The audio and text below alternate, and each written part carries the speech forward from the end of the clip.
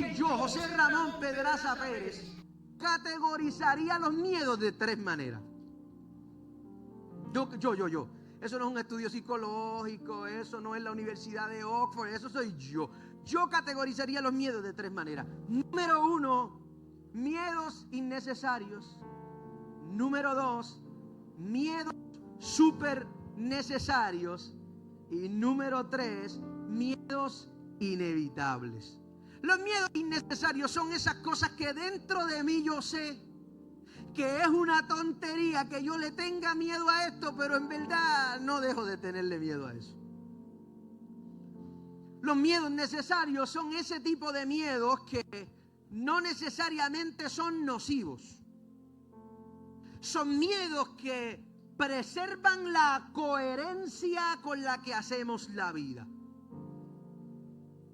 Por ejemplo, el miedo a fallarle a Dios, el miedo a no cumplir una tarea. Claro, tiene que tener límites ese miedo, pero hay unos tipos de miedo que yo considero que una de las razones por las que yo estoy aquí es porque en algún momento de mi vida yo tuve ese miedito de yo voy a poner de todo mi esfuerzo porque yo no quiero regresar aquí otra vez.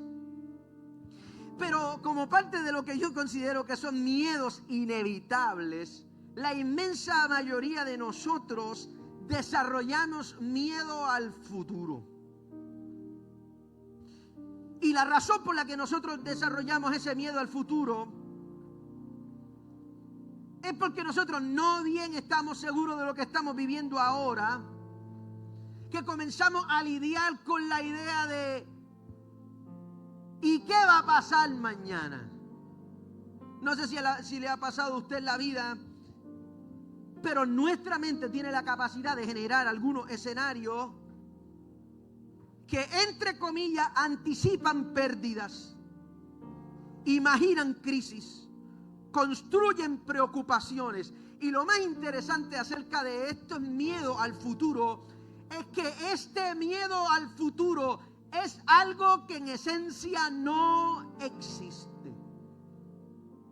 Es que mi mente está tratando de prepararse para algo incierto, y en el multiverso de las probabilidades de mi cabeza, yo estoy tratando de tener el control de todas las cosas que tienen que ver con el futuro. Hablando con alguien acerca del miedo en estos días, me dijo: pastor, yo siempre me preparo para lo peor para que lo mejor me sorprenda. Consciente o inconscientemente, esa propensidad catastrófica, en vez de generar salud en el desarrollo de la vida de las personas, ese miedo tiene la capacidad de comprometer la esencia del corazón en el presente.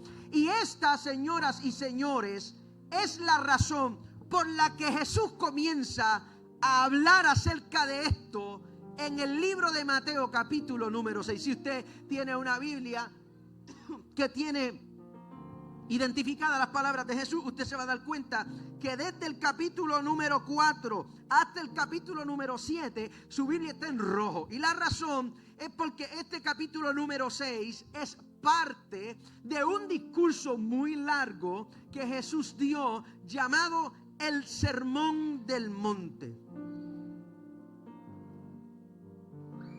Jesús está sentando con sus discípulos y con una multitud grandísima de personas para hablar, para filosofar acerca del contraste que hay entre la vida misma y el reino de Dios. Y usted se va a dar cuenta que Jesús comienza a hablar acerca de cómo reacciona el ser humano a las eventualidades y a los procesos complejos de la vida. Y en el verso que yo tomé en consideración, el verso número 34 del capítulo número 6 del libro de Mateo, Jesús comienza a hablar acerca del miedo al futuro. Pero la manera en la que Jesús identifica ese miedo al futuro es con una nueva palabra que aparece ahora dentro del contexto de este sermón, que es la palabra afán. Ese afán, que no es otra cosa, sino que esa necesidad de control desmedida y ese miedo al futuro, Jesús está tomando un tiempo para apuntar a esta idea. Número uno, todos los seres humanos tenemos la tendencia de lidiar con el afán hacia el futuro. Jesús sabe que hay una propensidad en el corazón humano y toma un espacio para confrontar ese afán al mañana. Jesús sabe que existe una necesidad real en el ser humano. Y esa necesidad es simple. El ser humano necesita sentirse seguro. La pregunta es cómo se logra manejar esa seguridad cuando hablamos acerca del futuro.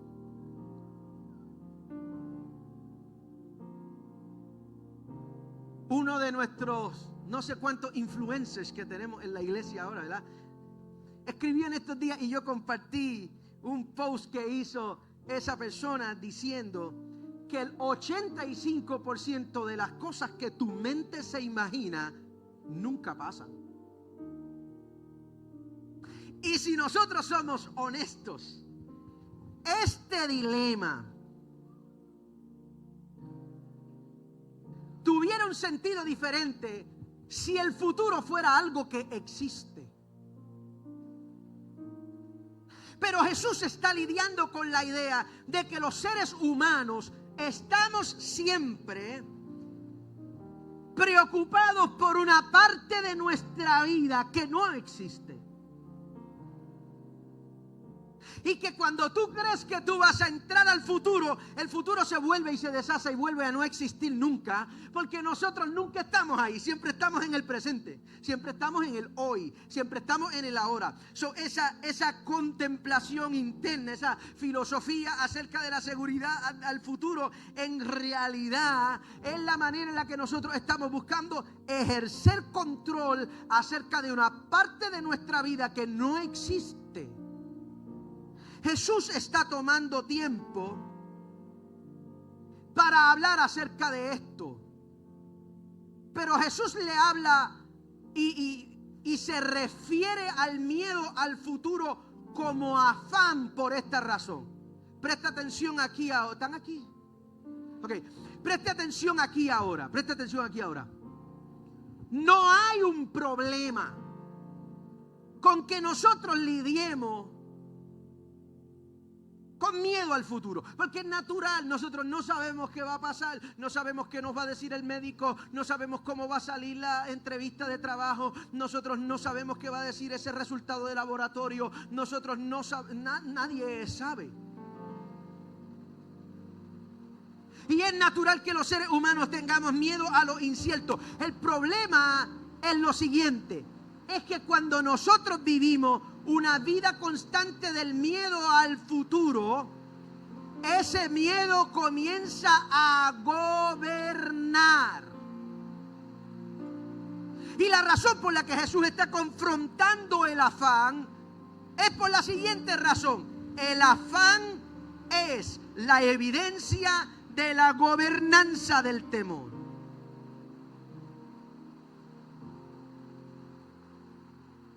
Porque ya no es que yo estoy preocupado, ahora es que esa preocupación está influenciando en la manera en la que yo tomo decisiones y las cosas que yo hago y las cosas que no hago, las cosas que me permito, las cosas que no me permito, porque estoy tan ocupado y tan preocupado por el futuro, estoy tan invertido que sin darme cuenta he permitido que el miedo al futuro gobierne. Y ya no estoy viviendo mi vida en paz. Y ya no estoy viviendo mi vida en la libertad que Cristo compró para mí. Ahora estoy viviendo mi vida y tomando mis decisiones desde el temor. Por eso usted se va a dar cuenta que este capítulo número 6 de Mateo, Jesús está trabajando una porción de este conocido como el Sermón del Monte, y Jesús está describiendo cómo deberían vivir a aquellos que pertenecen al reino de Dios. La síntesis de todos esos capítulos es Jesús está diciendo: esta es la manera de los que están en el reino de Dios deben vivir. Por eso es que Jesús habla ahí de la comida, de la bebida, del vestido. Jesús toma unos minutos para hablar acerca de las necesidades básicas dentro de la cultura y de la estabilidad humana en la que está viviendo la sociedad a la que Jesús se está presentando. Y Jesús está tomando un tiempo para hablarle a esta audiencia, porque Jesús conoce la incertidumbre diaria que tiene su audiencia, y sin embargo Jesús toma un espacio para llamarlos a ellos a vivir una vida diferente. Jesús sabe que esta gente están demasiado ocupadas por el temor, que la incertidumbre por lo que no tienen. Voy a hacer un paréntesis aquí porque esto es bien interesante. La inmensa mayoría de nosotros vivimos reclamando por lo que no tenemos, ignorando en agradecimiento lo que hemos recibido.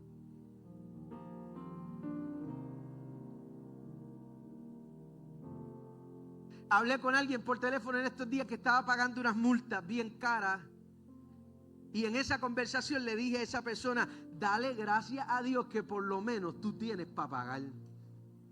Porque hay veces, mírame, hay veces en la vida donde nosotros estamos tan invertidos en el miedo al futuro que nosotros estamos ignorando que aunque el futuro es incierto, Dios nos está dando la oportunidad de estar en el presente. Estoy vivo en el presente, no tengo lo que quiero, pero estoy aquí. No estoy en la posición de trabajo donde quiero estar, pero tengo la capacidad de esforzarme un poco más hoy. ¿Alguien está aquí? No se me han abierto todas las oportunidades, pero yo estoy orando hoy para que Dios dirija mi vida mañana y que al final el resultado de mi vida vaya de acuerdo a la voluntad de Dios. Yo no sé si hay alguien aquí, pero hace algunos años atrás yo tomé la decisión: yo no quiero entrar por ninguna puerta donde Dios no entre conmigo. Yo no quiero sentarme en ninguna mesa donde Dios no se vaya a sentar conmigo. No quiero tener ninguna oportunidad donde yo no estoy seguro que el Señor me está acompañando. Y si yo estoy poniendo mi futuro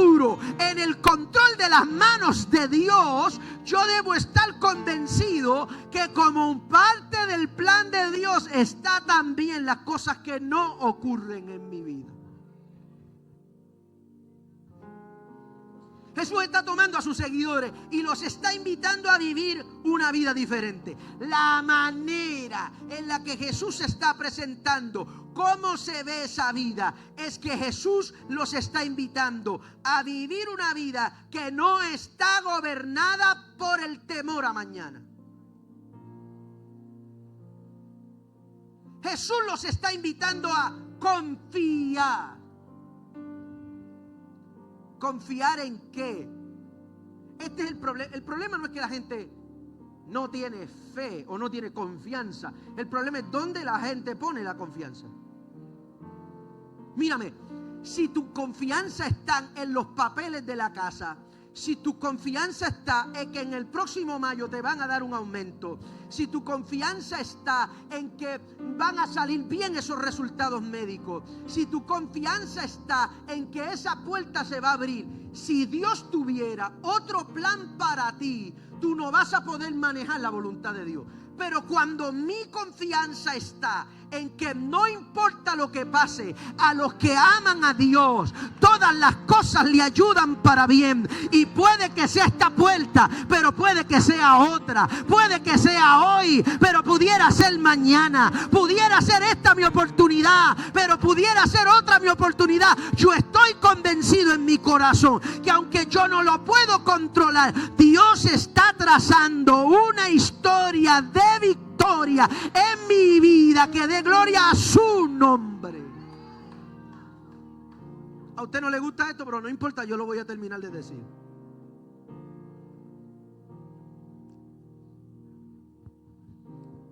Porque esta es la realidad, señores. Nosotros tenemos hechicería evangélica. Y nosotros nos creemos que nosotros podemos cambiar, modificar o manipular la voluntad de Dios.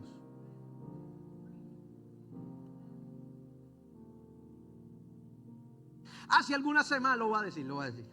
Hace algunas semanas atrás estaba en Estados Unidos predicando y en medio de las muchas cosas que nos tocó hacer, Josuán estaba conmigo ese fin de semana, en medio de las 700 cosas, Josuán, que nos tocó hacer y los 20 malabares que tuvimos que hacer en el sitio donde fui invitado a predicar. En un momento determinado nos encontramos en un vehículo con un amigo pastor y mi amigo pastor recibe una llamada de otro pastor. El Señor lo reprenda donde quiera que esté. Y ese pastor que está llamando, le voy a explicar por qué digo eso. Ese pastor que está llamando, están hablando acerca de una situación delicada de la salud de una persona. Y este pastor está hablando de una supuesta visión que tuvo de parte de Dios acerca de la situación que está viviendo esa persona que está en el hospital. Y dentro de las cosas que comienza a hablar esta persona, empieza a decirle: escucha lo que yo te voy a decir. Busquen sal. No hay nada más poderoso que la sal en el mundo. Busquen la sal y cuando vayan al hospital, échenle sal en las manos, pónganle sal en los pies.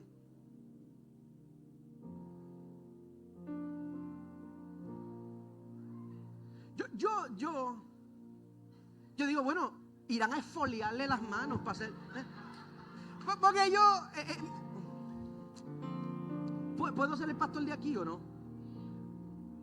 Mire, todas estas prácticas místicas que vienen como el resultado de experiencias privadas que no tienen sostenibilidad bíblica son hechicería. Eso es. La cosa es que yo me quedé impactado con la invitación a hacer todo un ritual de sanidad. Vayan y únjanlos con sal y busquen tal cosa y pongan tal cosa debajo de tal cosa. Busquen una foto y pónganle, ¿te acuerdas? Y pónganle sal debajo a la foto, porque y díganle a la persona que no pueda ir al hospital, díganle que oren por la foto con sal. Pues. Lo curioso acerca de eso es que hace algunos días atrás volví a recibir una llamada de ese amigo pastor. Y yo que soy así, le digo: ¿y cómo te fue con la sal? Y me dice: Pedraza, pasó algo súper raro. Ese hombre llamó y yo sentí en el espíritu. Ahora tú sentiste en el espíritu. Muchacho, tú tienes un delay en ese espíritu. Pero gloria a Dios, está bien. Me dijo: tú sabes una de las cosas que a mí me chocó bien brutal cuando él llamó por segunda vez. Escuche. Que él dijo: hay cosas que se hacen en el mundo espiritual que ni la voluntad de Dios se puede resistir a ellas.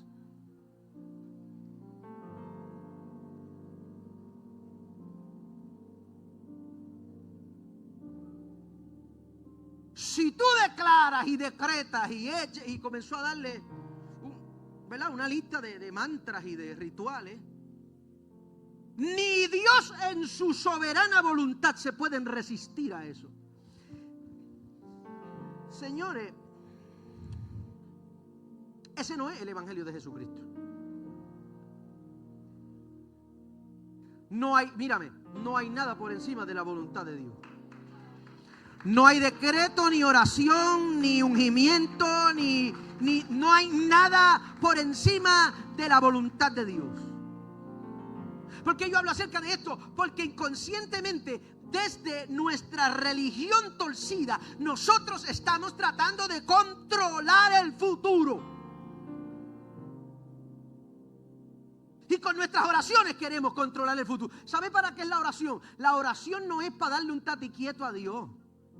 La oración no es la manera en la que yo obligo a Dios a hacer lo que yo quiero. La oración es la manera en la que el Espíritu de Dios me somete a mí, a la voluntad de Dios. Por eso cuando Jesús está orando en el Getsemaní, siendo Dios, Jesús dice: que no se haga mi voluntad, sino que se haga la tuya. Porque lo que busca la oración es someter de manera espiritual la voluntad del hombre a la subordinación a la voluntad de Dios. ¿Cuál es el problema? El problema es que los evangélicos no quieren entender que el evangelio no elimina la incertidumbre de la vida.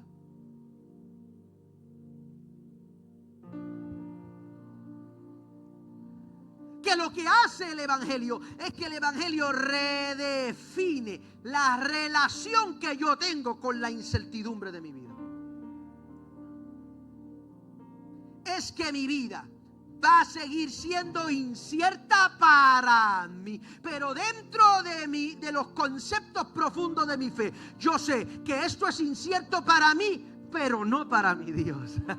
Yo sé que yo no sé qué va a pasar, pero yo sé que mi Dios sabe todo lo que va a pasar, que todo está bajo su control, que es solo cuestión de tiempo para yo ver el resultado de la voluntad de Dios, que es buena, que es agradable y que es perfecta para mi vida. Así que la intención es que nosotros modifiquemos la relación que tenemos con la incertidumbre para que nosotros podamos transformar la manera en la que nosotros estamos enfrentando el mañana. Cuando yo comencé a leer Mateo capítulo número 6, llegué a la conclusión de que el temor al futuro nace cuando nosotros olvidamos la paternidad y la soberanía de Dios. Cuando nosotros intentamos asumir el control que solamente le pertenece a Dios en el resultado de nuestra vida, es precisamente en ese momento donde nosotros comenzamos a experimentar un temor irracional hacia el futuro. Mire a dos personas y dígale: no tengas miedo.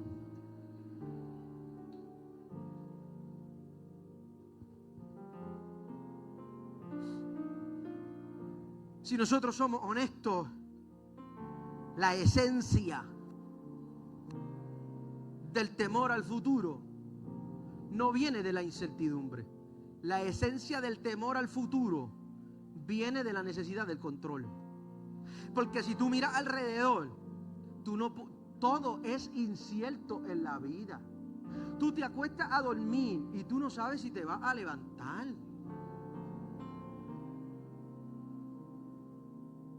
La vida es incierta. Tú te casas hoy y tú esperas que dure para toda la vida, pero tú no sabes si va a durar para toda la vida. Tú estás súper saludable hoy, pero tú no sabes si mañana.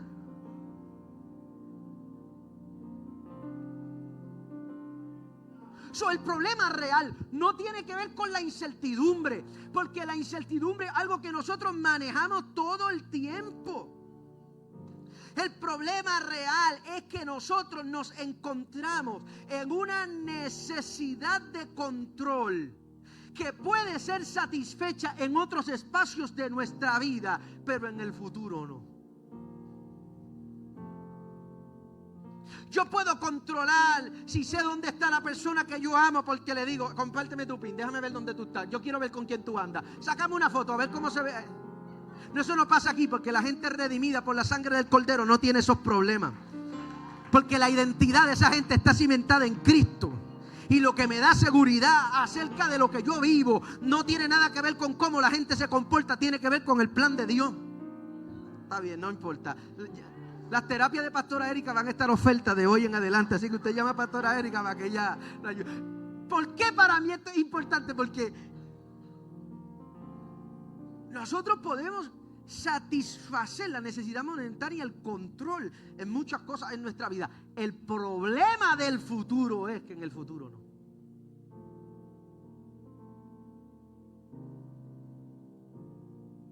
Para los que son como yo, programáticos, sistemáticos, OCD, no diagnosticados, pero altamente visibles.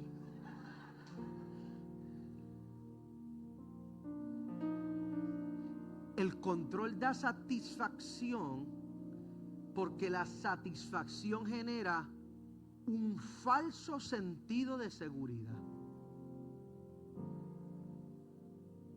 ¿Tú sabes cómo el Señor me ha enseñado a mí a lidiar con el control? Te voy a decir cómo el Señor me ha enseñado a lidiar con el control. El Señor me ha enseñado a lidiar con mi necesidad de control descontrolándolo todo.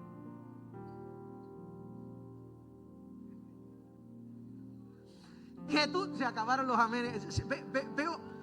Mire, hermano, mi operación funcionó de verdad porque yo veo párpados. Yo veo párpados temblando desde aquí. Esta es la verdad. Mientras más, mírame, cuando tú estás orando para que Dios gobierne tu vida, mientras más empeño tú le pones al control, más Dios va a desordenar todo lo que te hace sentir seguro y en control. Porque esta es la palabra profética que yo tengo para ti hoy. La palabra profética que tengo para ti es: si tú quieres controlarlo, Dios lo va a descontrolar.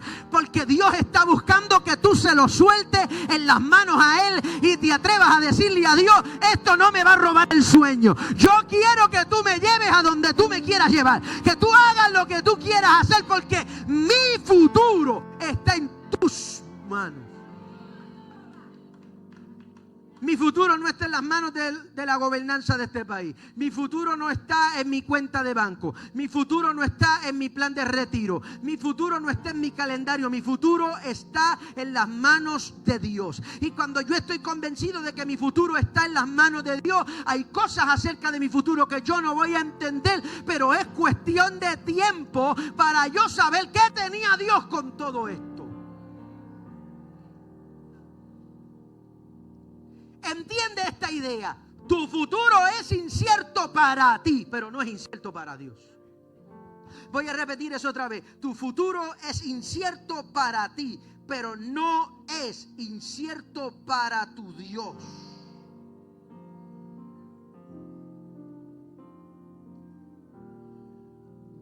Yo también he tenido miedo. Yo también he querido ejercer control.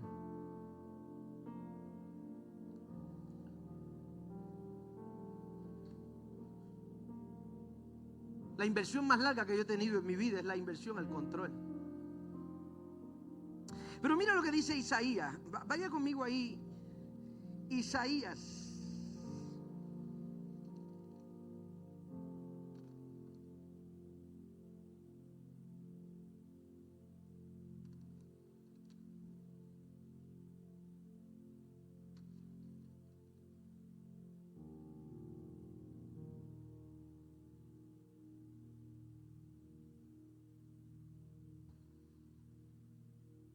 Isaías capítulo número 46, verso número 8 al verso número 10.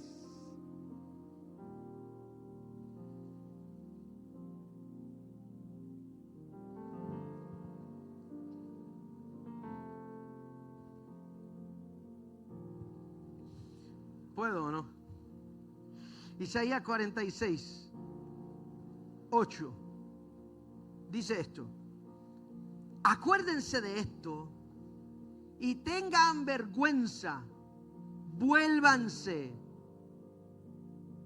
prevaricadores, acordaos de las cosas pasadas desde los tiempos antiguos, porque yo soy Dios y no hay otro como yo, y nada hay semejante a mí.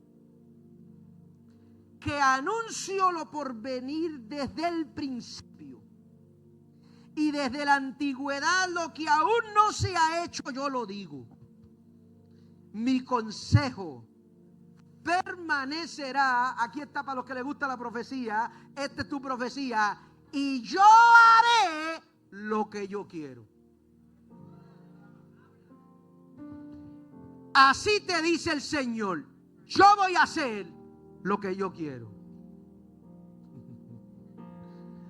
Dios está usando al profeta Isaías, que se encuentra lidiando con un pueblo que está entregado a los ídolos en Babilonia. Y Dios le habla a través del profeta Isaías. Y Dios le dice a este pueblo que se está volviendo internamente babilonio: esta es la palabra que yo tengo para ti. Vuélvanse a mí. Acuérdense de las cosas que yo les dije antes. Porque aún las cosas que ustedes esperan para el futuro, yo también ya las dije antes. Mírame, tu futuro ya ha sido previsto por Dios desde antes de la fundación del mundo. Ya Dios conoce la historia. Ya Dios conoce el resultado. Ya Dios conoce el outcome. Dios sabe cómo va a salir esto. Y el profeta Isaías le está diciendo al pueblo de Dios: así les dice el Señor, yo voy a hacer lo que yo quiero. Ay, Dios mío, Señor, ayúdalos para que vuelvan el domingo que viene, Padre, por favor. Yo me crié en una cultura cristiana que me enseñó muchas cosas buenas, pero al mismo tiempo me enseñó algunas fábulas interesantes. Y una de esas fábulas, usando la carta del apóstol Santiago, era enseñarme dos ideas que yo hoy considero que son una locura. La primera, que lo que no pasa en la vida de los cristianos no pasa por falta de fe.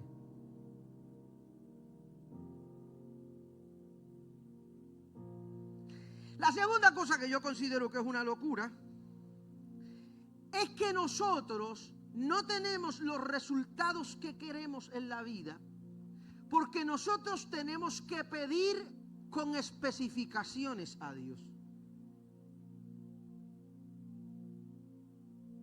A mí me enseñaron hoy que yo soy un señor. Yo considero que esto es una locura totalmente insostenible bíblicamente, pero era parte de nuestra vida diaria. A mí me enseñaron, si tú quieres un carro, tú vas al dealer y tú pisas el carro. Primera cosa que tú vas a hacer. La segunda cosa que tú vas a hacer es que cuando tú vayas a orar, ¿puedo o no? La segunda cosa es que cuando tú vayas a orar, hechicería evangélica. Cuando tú vayas a orar, tú le vas a decir al Señor de qué color tú quieres los asientos, de qué color quieres las costuras, cómo tú quieres que sean las gomas, cómo tú quieres que sea. Eso fue yo nada más, gloria a Dios. Usted, de los traumas que el Señor lo libró a usted. Le voy a explicar cuál es el problema de sostenibilidad bíblica que tiene esas ideas. Que sacan de la ecuación del hombre la gobernanza de Dios. Y la segunda cosa que hace esa idea es que hace que la gente piense que la cosa más poderosa que ellos tienen en la vida es su fe. Ahora sí que yo tiro un alfiler aquí y se rompe la iglesia. Mírame, la cosa más poderosa que tú tienes no es tu fe. La cosa más poderosa que tú tienes es a tu Dios.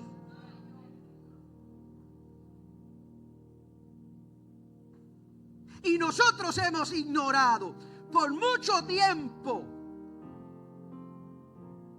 que Dios hace como a Dios le parece. Que el hombre propone, pero Dios dispone. Y que el resultado de la vida nuestra, el resultado de mi vida, está dirigido por la mano de Dios. Que yo puedo hacer 4 bautismos para adelante, 5 bautismos para atrás. Yo puedo hacer un vision board profético de cómo yo quiero el carro. Y si mi crédito no me da y Dios no me hace un milagro, yo no voy a tener lo que yo quiero, yo voy a tener lo que Dios quiere. Parece piedra, pero es maná.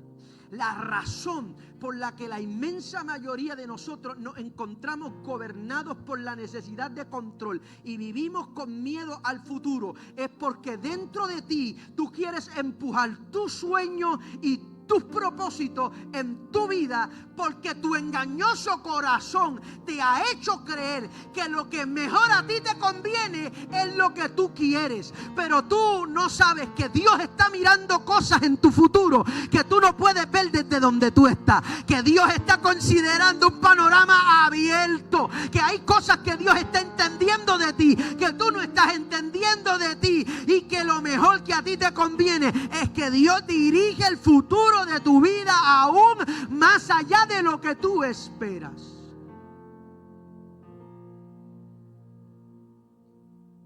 Si alguien me hubiese dicho eso y yo hubiese entendido esa verdad antes, yo le hubiese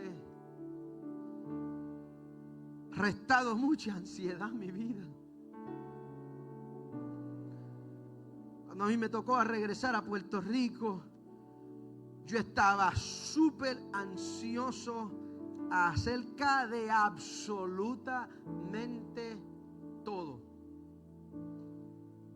Fue en el proceso que yo comencé a crecer en la comprensión de la soberana voluntad de Dios y yo comencé a abandonarme en el río de la voluntad de Dios.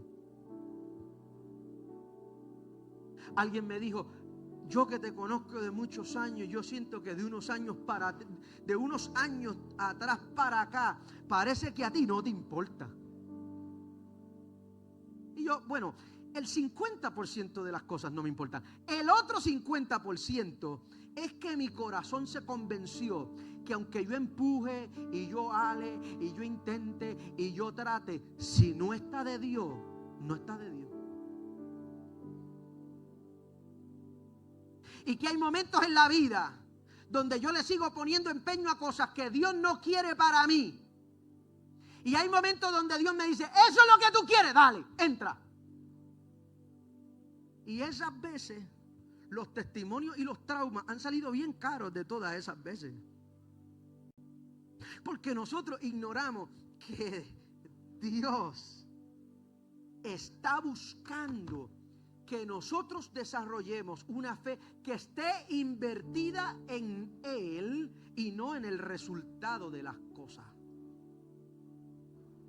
Una fe invertida en Dios es una fe que se vuelve sensata a la comprensión de que esto puede que no salga como yo espero, pero Dios está en control.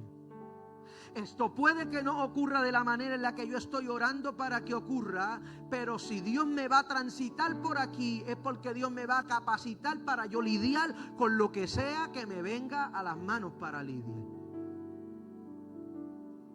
Jesús le dice a esta gente: no tengan afán por el futuro, porque cada día tiene su propio afán. Tú sabes, una de las cosas que mientras el Señor me dio esta palabra hace algunos meses atrás para ministrar a la iglesia, una de las cosas que resonó en mi corazón, que el Señor comenzó a recordarle a mi corazón, que a veces nosotros ignoramos porque reducimos la idea de Dios. Mírame, Dios antes de ser proveedor es papá.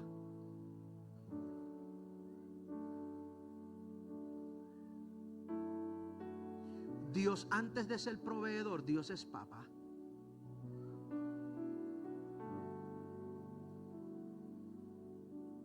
Más importante, y es maravilloso porque si usted mira lo que está diciéndole Jesús en el verso número 32 del capítulo 6 de Mateo, Jesucristo le dice a esta gente: vuestro Padre Celestial sabe de lo que ustedes tienen necesidad. Pero es brutal porque Jesús, antes de hablar de provisión, Jesús habla de identidad. Y antes de hablar de Dios como alguien que da cosas, habla de quién es Dios en su esencia del ser. Escúchame, una de las cosas que el Señor comenzó a ministrar a mi corazón es que el temor al futuro se disminuye cuando nosotros entendemos que nosotros no somos espiritualmente huérfanos.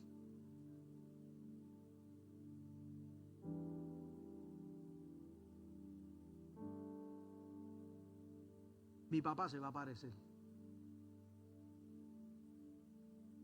Mi papá a mí no me va a dejar. Él prometió que no te va a dejar. Él prometió que Él te iba a dirigir. Si usted mira con cuidado, esta es la trampa.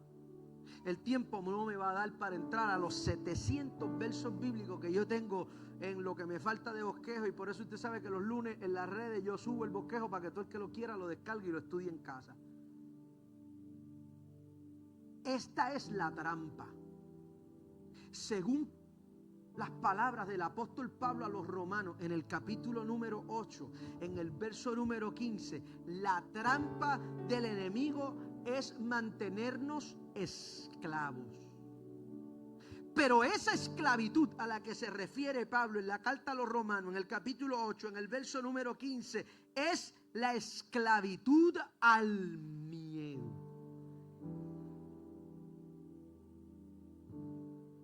Pablo dice, nosotros no hemos recibido ese espíritu de esclavitud para estar otra vez en temor, sino que hemos recibido un espíritu de adopción con el que nosotros clamamos. ¿Sabe lo que está diciendo Pablo?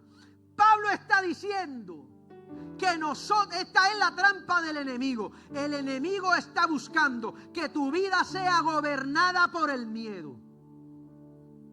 Y la respuesta de Pablo a eso es: ustedes no tienen que tener miedo, porque ustedes tienen un papá al que ustedes pueden llamar. No lo digo yo, eso es lo que está diciendo Pablo a los Romanos, capítulo 8, verso número 15. Ustedes no deben tener temor, porque ustedes tienen un Padre a quien ustedes lo llaman y Él les va a contestar.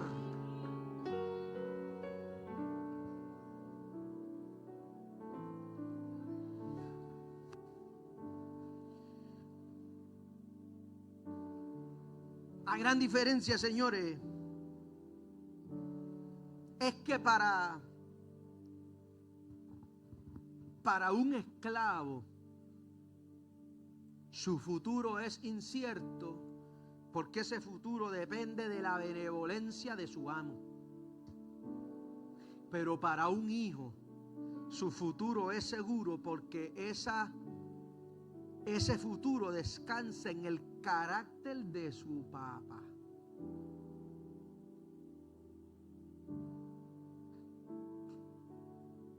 Escuche esto. Muchas veces dentro de nuestra vida nosotros no nos damos cuenta. Mírame, que muchas de nuestras malas decisiones son el resultado de la influencia y el poder del temor. Yo que leo de todo, estoy leyendo ahora un librito de la psicología del trading. No voy a tradear, pero yo leo de todo.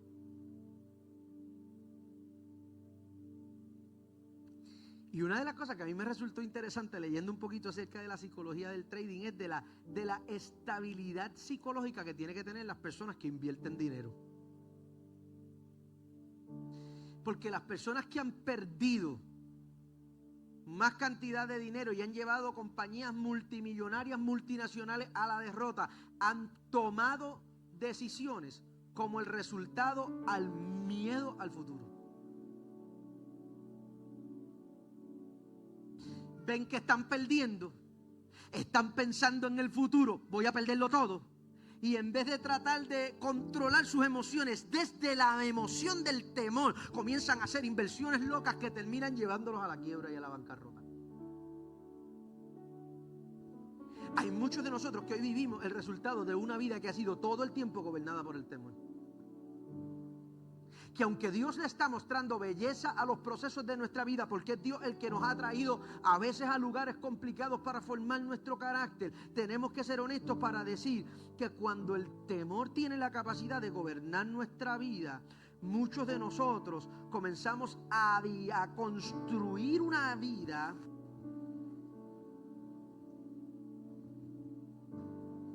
que se ve como se ve, porque el lugar desde donde yo estoy decidiendo es el temor. Jesús concluye las palabras que está hablando en el Sermón del Monte diciendo: basta cada día su propio mal.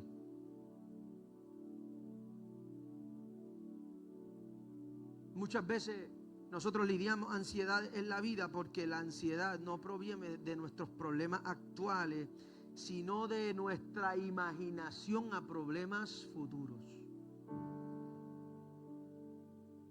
Y Jesús está buscando explicarnos que cada día tiene gracia para ayudarnos a lidiar con las cosas del ahora. Y que si nosotros descansamos nuestro futuro en las manos de Dios, y lo que dice la Biblia es verdad, y Lamentaciones capítulo número 3, verso número 22 y 23 dice la verdad, cuando dice que cada día son nuevas sus misericordias sobre nuestra vida. Si es cierto lo que dice la Escritura, y lo que dice la Escritura a los Hebreos en el capítulo 4, verso número 16, de que nosotros hallamos oportuno socorro en Dios, que lo que eso significa es que Dios envía la ayuda exacta en el momento exacto. Cuando nosotros comenzamos a mirar al futuro y proyectamos los escenarios de ese futuro, nosotros lo que hacemos es que en vez de buscar resultados específicos, ponemos a Dios en cada escenario del futuro, sabiendo que cuando ese día llegue, Dios también estará ahí.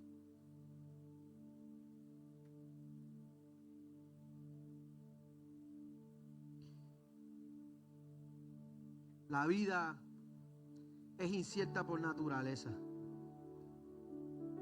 ¿Quién hubiese dicho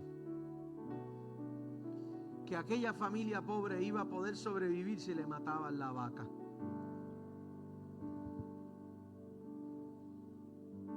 Ese relato me resultó bien interesante, porque el relato dice que era la vaca la que se estaba comiendo la semilla que ellos estaban sembrando. Y la razón por la que no podían vivir de nada más que no fuera la leche de la vaca era porque la vaca se estaba comiendo lo que estaban sembrando, y tomó que alguien le matara a la vaca para que en medio de la incertidumbre del futuro ellos vieran que su futuro no dependía de la vaca.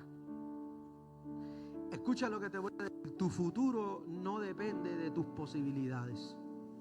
Tu futuro no depende de tus capacidades. El resultado y la estabilidad de tu futuro no depende de tu control.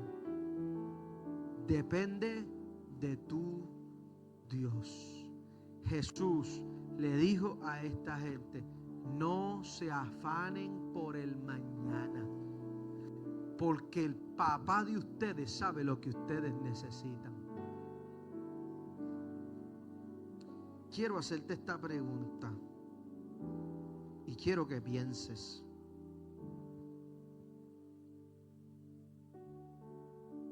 Quiero que pienses. ¿A qué le tienes miedo del futuro?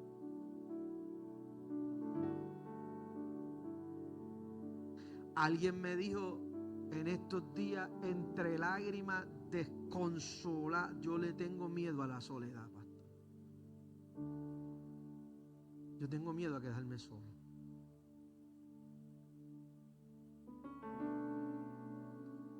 Y tuvimos una conversación muy larga acerca de eso. Pero la pregunta que yo quiero hacerte esta mañana: ¿a qué le tienes miedo? Si tú miras hacia el frente, tengo algunas personas que me rodean, a quienes amo muchísimo, que yo no puedo invitarlos a pensar en el futuro, porque solamente con traer el tema a la mesa, la ansiedad se dispara. Hablaba con uno de mis mejores amigos en estos días y le dije: ¿tú nunca has pensado qué tipo de vida tú quieres vivir para el día en el que tú te mueres? Uy, no me hables de la muerte. No. Cambia el tema, que yo no puedo. Mira, muchacho, se me pone. Uy, no, cambia ese tema.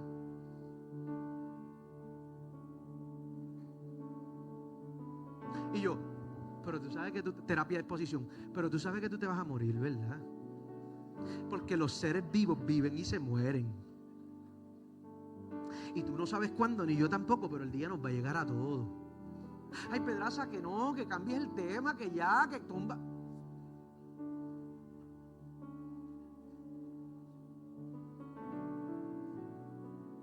Ok, pues yo cambié el tema.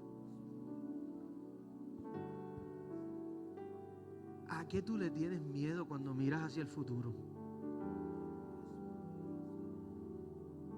Yo me hice esta pregunta repasando mi mensaje ayer. Y yo me di cuenta que mi visión del futuro ha cambiado un montón. Porque yo podía ver miedo en otras áreas de mi vida, pero cuando se trata del futuro yo no podía ver miedo ahí, porque automáticamente cuando yo pienso en tener miedo acerca del futuro, mi mente me dice, es que Dios va a estar ahí. Y es como si el Espíritu Santo interceptara esos pensamientos que puede usar el enemigo para llevarme a experimentar temor acerca del futuro.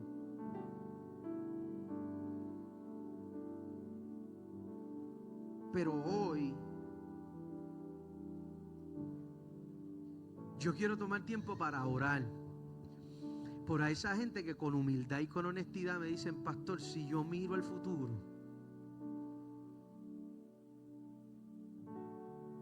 yo no sé qué va a pasar, y eso a mí no me deja dormir. Pastor, si yo miro para atrás, yo puedo ver la fidelidad de Dios, pero si miro para adelante, eso a mí me ate. Yo no sé si yo pueda, yo no sé si lo logre. Pastor, yo no sé.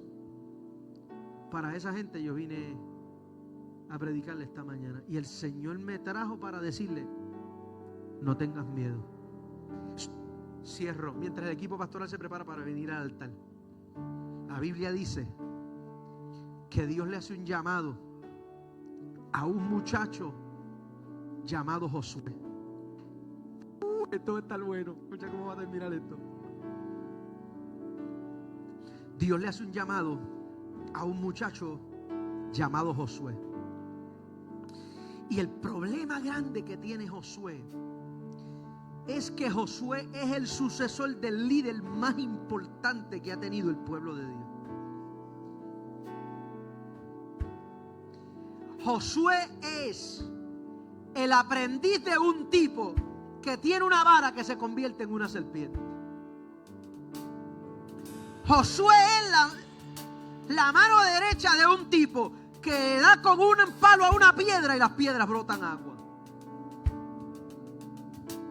Así que tan pronto Dios llama a Josué, Josué empieza a tener miedo acerca del futuro. Porque Josué está pensando en su corazón que para que su futuro sea poderoso, su futuro tiene que verse como el pasado de su mentor. Y Dios le habla a Josué y le dice, Josué, esfuérzate y sé valiente. Esa no es la parte brutal. La parte brutal es que aunque Dios no le garantiza el futuro a Josué, Dios le dice una cosa y le dice, como estuve con Moisés. Dios no le dice a Josué, las piedras van a brotar agua. Dios no le dice a Josué, tú vas a caminar por el mar. Dios no le dice a Josué, tú vas a tener una vara que se va a convertir en serpiente. Pero una cosa Dios sí le dice con mucha fuerza a Josué. Dios le dice a Josué, como estuve con Moisés, así yo voy a estar contigo. Y Dios me trajo esta mañana para decirte, como yo estuve en tu pasado, así yo voy a estar en tu presente. Y así de poderoso como es el testimonio, alguien que crea lo que yo estoy hablando, así de poderoso como es el testimonio de tu pasado, va a ser el testimonio de tu futuro. Porque el Dios que estuvo antes también va a estar adelante.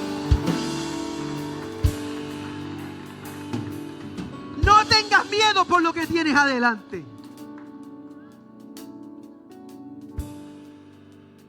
Dios va a estar ahí. Pastor, es que los papeles están tardando. Dios está ahí. Pastor, es que yo necesito un milagro en los próximos 15 días. Dios está ahí. Pastor, es que yo estoy un poco preocupado. Yo también manejo preocupaciones, pero yo le he tenido que, cuando esa preocupación quiere gobernarme, yo le tengo que decir a mi corazón: Dios está ahí. Tú no tienes el control. Dios tiene el control. Como estuve con Moisés, así yo voy a estar contigo. Dios le está diciendo: si tú crees que fue poderoso en el pasado, también va a ser poderoso en el futuro, porque yo voy a estar ahí. Con los ojos cerrados, la cabeza inclinada, voy a contar a 3. Y si hay alguien que me dice, voy a hacer primero un llamado a salvación. Alguien que me dice: pastor, yo he estado lejos de Dios. Pastor, yo no sabía por qué me invitaron hoy, ahora yo entiendo. Hay quizá alguna gente que dice: pastor, yo conozco a Dios y yo he estado lejos de Dios por un tiempo, pero yo siento que Dios me está llamando. Este primer llamado es un llamado a salvación, un llamado a reconciliación. La iglesia, los intercesores, todo el mundo orando ahora. Si hay alguien que me dice: pastor, yo lo he intentado todo y yo no he logrado lidiar con el temor, yo no he logrado lidiar con mis cadenas, con mis ataduras, pero ahora yo entiendo esta mañana, pastor, que yo llegué aquí porque Dios me está llamando, y si Dios me está llamando, yo le voy a contestar. Voy a contar a 3. Y si hay alguien que hoy quiere arreglar su vida con el Señor, alguien que hoy quiere acercarse a Jesús, alguien que ha estado lejos de Dios, que hoy quiere poner su vida en orden con Dios y dice: pastor, yo creo que el Señor me ha estado preparando para yo comenzar de nuevo. A la cuenta de 3 quiero que venga al altar rápido. 1, 2, 3, rápido.